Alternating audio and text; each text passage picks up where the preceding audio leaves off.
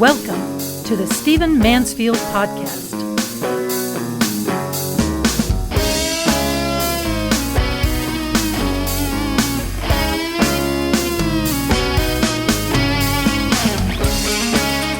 I want to talk to you in this podcast about what is happening with the Kurds of the world and what the United States is doing about it. And I want to tell you right up front that I am deeply concerned that the United States is on the wrong side of one of the most important issues of our day. You know, sometimes when I'm lecturing at universities, especially more conservative universities, and I say something critical of the United States, especially its foreign policy, some students, some faculty members get concerned that I am, moving leftward.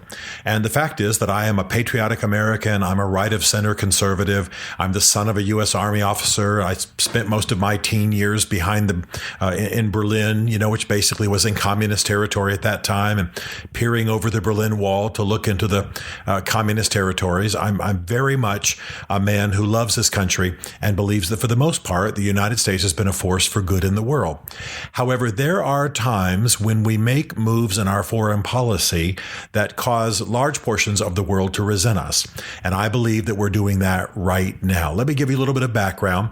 As I've told you before in this podcast, on September 25th of this year, very soon now, after this podcast is recorded, the Kurds of Iraqi Kurdistan and pretty much around the world are going to have a referendum on whether Iraqi Kurdistan needs to break from the rest of Iraq. Now, I can tell you right now that Iraq is failing as a state. It is coming apart at the seams. The government in Baghdad is largely influenced by the Shiites of Iran. The government right now just happens to be Shia dominated in Iraq. And so it's a very, very difficult situation. And many experts believe that Iraq is going to cease to exist in our lifetime. Well, the Kurds have put up with a great deal of persecution from the Iraqi government, most recently under Saddam Hussein. Their relationship with the current Iraqi government is not great. Their part of Iraq is working, is functioning, is democratic, is thriving, or at least was until the recent war with ISIS, thriving economically. And so they are considering separating from the rest of Iraq. So they'll have this referendum on September 25th. I think it's going to pass to the tune of 80%, 90% support. And that should be something that's welcome to the United States. That should be something that is consistent with our values. That's something we should be celebrating. After World War I, President Woodrow Wilson, who was a good man, though he had serious flaws. He was a racist, for example, no question. Man born in Virginia and deeply besotted with those kinds of racial attitudes from that time. But still a man who had noble intentions. He issued what historians know as his 14 points. And these were 14 points to guide the development of the world in the wake of World War I. And one of those points, which we can celebrate to this day, is that he said that people groups of the earth, ethnic people groups, should be able to have their own self-determination, that they should be able to have autonomy, that they should be able to seek independence and nationhood. And this is a principle of Americanism ever since. Well, some of the people he had in mind at the time he wrote those words were the Kurds of the Middle East. They were an ethnic group. They were large. They should have been given independence at the time. That had been promised in some of the treaties of the time. But there were, as we all know, secret treaties like the Sykes-Picot Treaty that undercut Kurdish rights and the rights of others in the Middle East, carved up the former Ottoman Empire, and left us with this superglued together nation called Iraq, and the Kurds superglued into it. Well, it has simply never worked, certainly not for the Kurds. And so now we're at this point in history. Iraq is a failed nation. It's run essentially from Iran.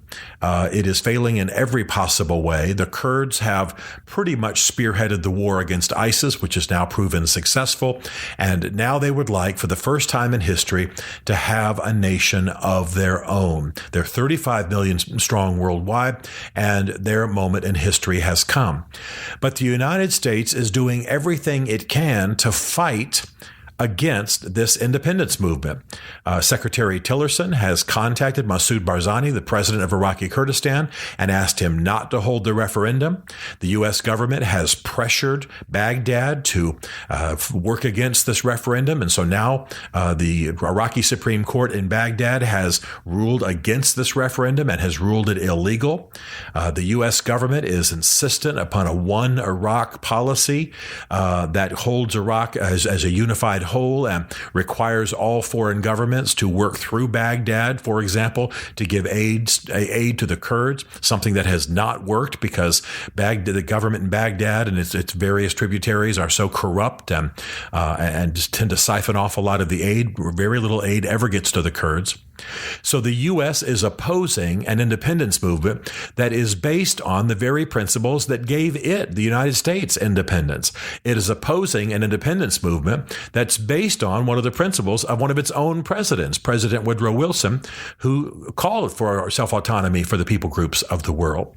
And we also, as the United States, are showing a great deal of disgratitude, of ungratitude, and of disregard for the sacrifices of the Kurds who stood on the front lines against ISIS and have brought us most of the victories against ISIS that have occurred. So here we are, a nation that was formerly a colony, a nation that had to break from a colonial power, a nation that has called for autonomy for the people groups of the earth throughout its history, a nation that has helped to foment revolution in some places where independence movements were thought valid.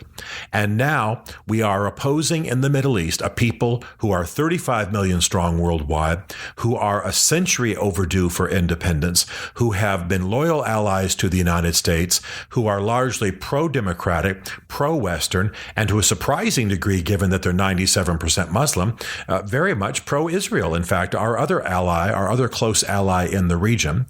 And here we are opposing an independence movement and asking that instead they stay connected or stay as part of an Iraqi unity that is failing, falling apart, fraying in every way, and that is certainly betraying the Kurds.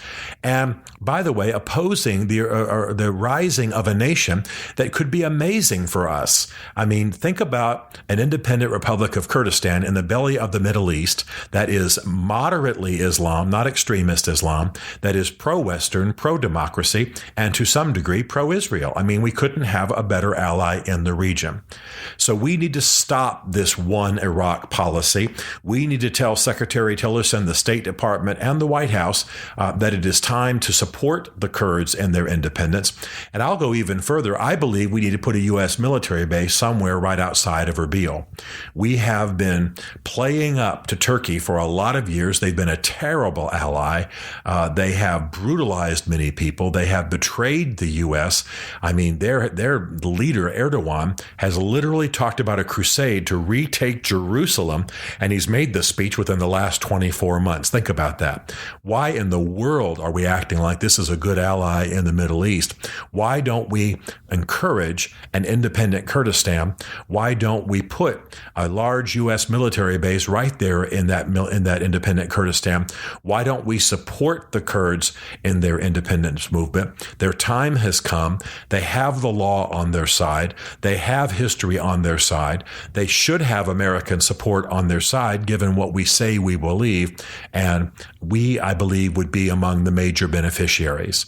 So I'm fiery about this, as you can tell. I talk a lot about the Kurds, but I believe we are screwing up badly in the United States. I believe Secretary Tillerson is wrong. I believe our State Department is wrong. I believe the one Iraq policy of both the Bush and the Obama administration has proven itself wrong. And I believe that the Trump administration should support Kurdish independence after this referendum, which I'm sure will pass handily, and should give full support in the UN, full support in the community of nations, begin immediate recognition, and put a military base in that part of the world. In addition, we should immediately initiate trade agreements with an independent Kurdistan. We are on the wrong side of history, and it is because we are trying to play geopolitics. We are trying to build a hedge against Iran. We are again using the Kurds, just as we did after World War I, as a buffer, much to their detriment. It is time for an independent Kurdistan. Their moment has come, and we in the United States should support them. So contact your congressman, contact your senator, talk this up, write it up, social media it up. We can help turn this thing. The Kurdish moment has come, and it will only benefit the United States.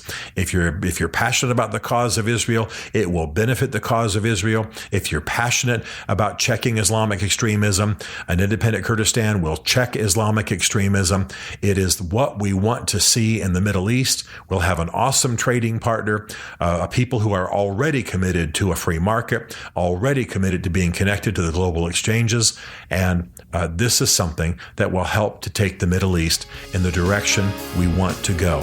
Secretary Tillerson and our State Department are on the wrong side of this issue and on the wrong side of history.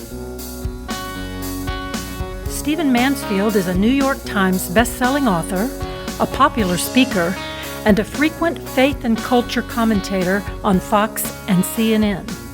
His groundbreaking books on faith and society include The Faith of George W. Bush, The Search for God in Guinness, Mansfield's Book of Manly Men, and Lincoln's Battle with God. Learn more at stephenmansfield.tv.